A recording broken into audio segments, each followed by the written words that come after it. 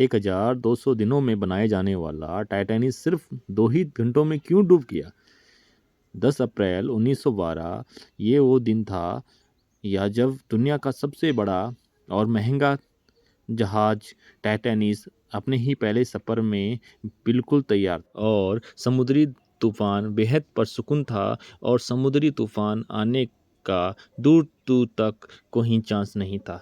जहाज में 1500 पैसेंजर सवार भी हो चुके थे और लाखों लोग डक पर टाइटैनिक के पहले सफ़र का आगाज़ देखने के लिए खड़े थे। ना ही पैसेंजरों को, ना ही अलविदा करने वालों लाखों लोगों को और ना ही टाइटैनिक के अमल को मालूम था कि जो जहाज़ कुछ ही देर में रवाना होने वाला है, उसे बनाने वक्त 6 ऐसी गलतियां की गई हैं जो इस जहाज़ को हादसे का शिकार बनाने वाली हैं।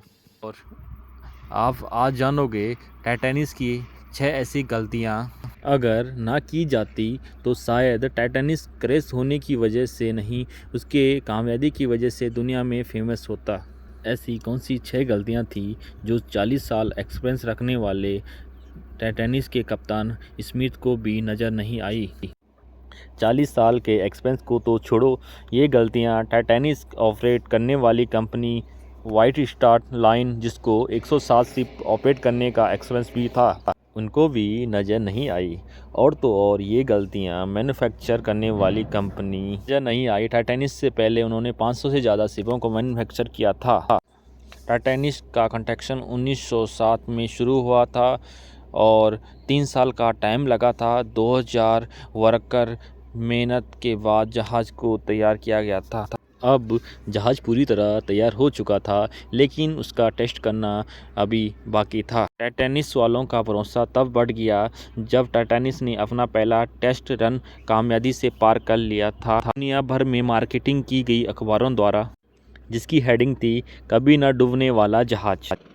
जहां टाइटैनिक का पहला सफ़र इंग्लैंड के शहर साउथवुड से शुरू होना था, जिसका दिन 10 अप्रैल 1912 मुकर्रर किया गया था और जिसकी मंजिल अमेरिका का शहर था। टाइटैनिक के सेकंड क्लास में सफ़र करने की कीमत $30, जबकि फर्स्ट क्लास में सफ़र करने की कीमत $150 थी, जो कि आज की डेट में 3,40,000 रुपये बनते हैं। मार्केट के नतीजे सारी टिकट बुक कर दी गई थी। आखिरकार वो दिन भी आ गया जब टाइटैनिक अपने पहले सफ़र के लिए आगाज़ करने वाला था। मिस्टेक नंबर 1, दोपहर के 12 बजे टाइटैनिक ने अपना पहला सफ़र आगाज़ कर दिया और साथ में ही कप्तान स्मिथ को बॉस की तरफ से 17 अप्रैल को 7 दिन के अंदर न्यूजीलैंड पहुंचने की आदेश मिल गए थे। इसी वजह से कप्तान ने जहाज़ की रफ्तार शुरू से ही बहुत तेज़ रख दी थी। ये टाइटैनिक की सबसे पहली गलती थी। कप्तान को आदेश थे कि इसे जल्दी से जल्दी टाइटैनिक को न्यूयॉर्क पहुंचाना है। अगर टाइम पे नहीं पहुंचा तो रेपुटेशन डाउन हो जाएगी टाइटैनिक की। कि कोई भी गाड़ी हो या मशीन हो या जहाज़, जिनमें स्पीड लिमिट भी एक पार्ट होता है, और वो पार्ट टाइटैनिक के सफ़र के आगाज़ में ही वाइट किया गया था। थोड़ी देर जहाज़ समुद्र हेलीपैड छोड़ के इतने पीछे चले गया था कि दूर दूर नीले समुद्र के अलावा कुछ नज़र नहीं आ रहा था। मिस्टेक नंबर 2, अब टाइटैनिक को चलते हुए 3 दिन गुजर चुके थे। फ्रांस और आयरलैंड में थोड़ी देर के स्टॉप के अलावा टाइटैनिक पिछले 72 घंटों से चल रहा था।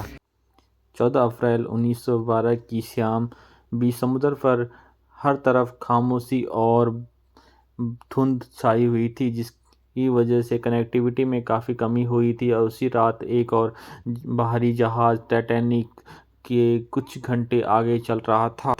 फिर दूसरे कप्तान ने वायरलेस के माध्यम से टाइटैनिक के जहाज़ के कप्तान को आदेश कहा कि आगे चट्टान है, और स्मिथ ने इग्नोर किया। ये मैसेज 6 से 7 बार बोला गया। टाइटैनिक की दूसरी गलती, क्योंकि टाइटैनिक ने अपनी तरफ का पहला लग्जरी जहाज़ था और इसमें कोई वीआईपी भी मौजूद थे। इस वजह से ज़्यादातर टाइटैनिक के कर्मचारी फर्स्ट क्लास पैसेंजर की खिदमत में मशहूर थे। मिस्टेक नंबर 3, जहाज की स्पीड भी बहुत ज़्यादा थी, उनसे एक बहुत इम्पोर्टेंट वार्निंग भी मिस हो गई थी। टाइटैनिक अब तेज़ी से आइसबर्ग की तरफ जा रहा था, लेकिन अभी भी टाइटैनिक को हादसे से बचाया जा सकता था, क्योंकि जहाज के पहरेदार अलर्ट थे, जो किसी भी आइसबर्ग सूचना देने के लिए कप्तान को रेडी थे। लेकिन दूर से देखने के लिए इनके पास एक चीज़ मौजूद नहीं थी, वो चीज़ थी दूरबीन। जी हाँ, पहरेदार अलर्ट तो थे, लेकिन उनके पास दूरबीन नहीं थी। टाइटैनिक की यही तीसरी गलती थी। टाइटैनिक का दूसरा भाग बहुत जल्दी आएगा। आशा उम्मीद करता हूँ आपको कहानी पसंद आई होगी। प्लीज़ शेयर और सब्सक्राइब चौहान UK09 में आपका स्वागत है।